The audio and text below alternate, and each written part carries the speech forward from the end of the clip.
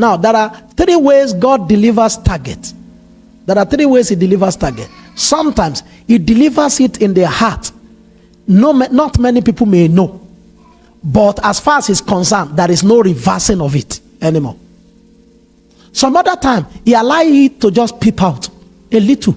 Just like the manifestation of, Elijah said, I hear the sound of an abundance of rain.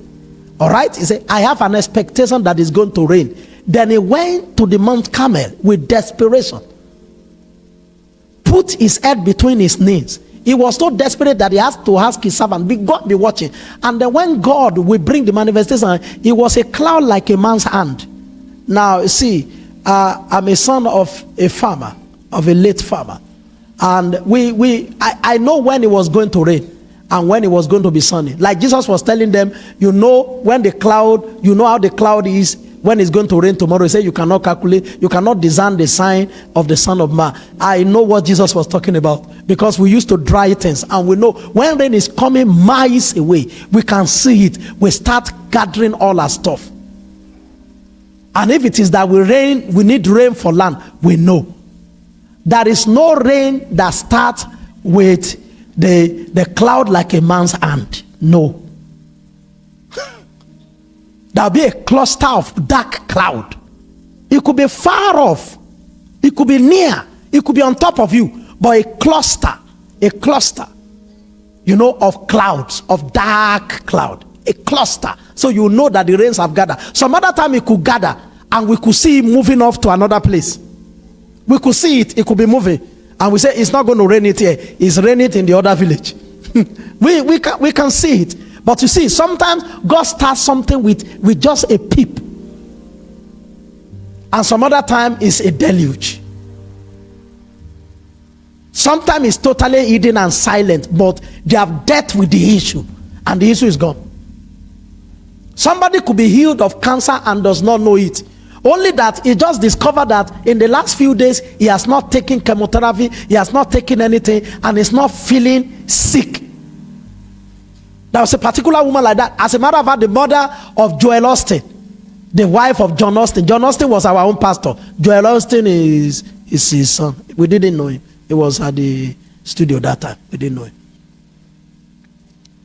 She had cancer, and the husband prayed for her and said, forget about it, God has healed you by faith. And she believed it. I think that woman is 100 and something this year. Joel Austin and his brothers and his family were celebrating the birthday of the man. Let me check. Since that time, it's almost 40 years now. She didn't go back to the hospital to check with them whether they will find anything. She didn't just go. They didn't check it till today.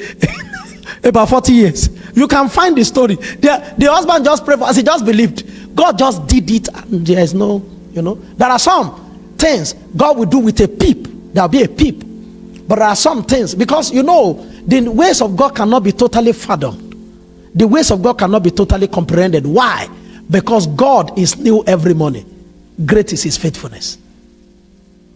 The angels, the 24 elders, and all of them that have been bowed to God have been saying, holy, holy are you, for trillions of years. That will be monotonous, except that on daily basis, even on moment by moment basis, there's another dimension of God that they have never discovered before that just come.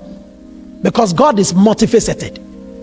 So there is nobody who can beat his chest and come to a point and say, I have totally known God. At old age, about dying, in Philippians chapter 3, Paul began to cry that I may know him. I said, what do you mean? The greatest figure in the New Testament is Paul, both by manifestation and revelation. Revelations that are so hidden for ages that nobody ever knew. As a matter of fact, the standard of Christianity is Paul, not Peter.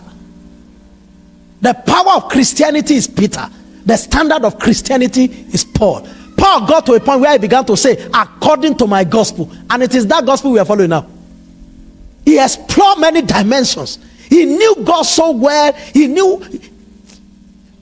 He was the one who started transference of the anointing. He just said, take handkerchief from me, go and give it to people. People were getting saved, healed, and delivered by means of Paul's apron. An handkerchief.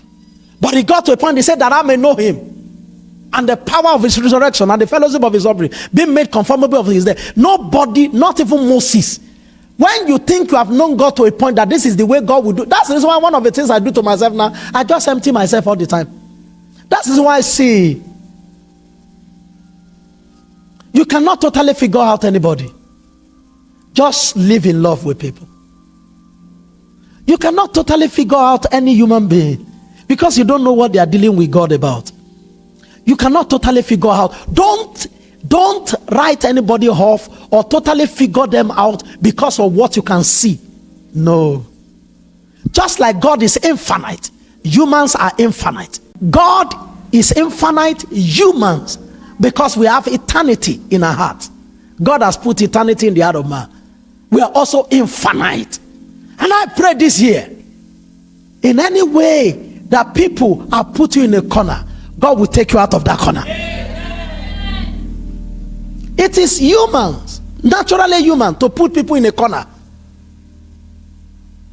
But people who have the knowledge of God knows that you cannot put anybody in, because whosoever shall call upon the name of the Lord shall be saved. Therefore, God cannot be totally fathomed about his workings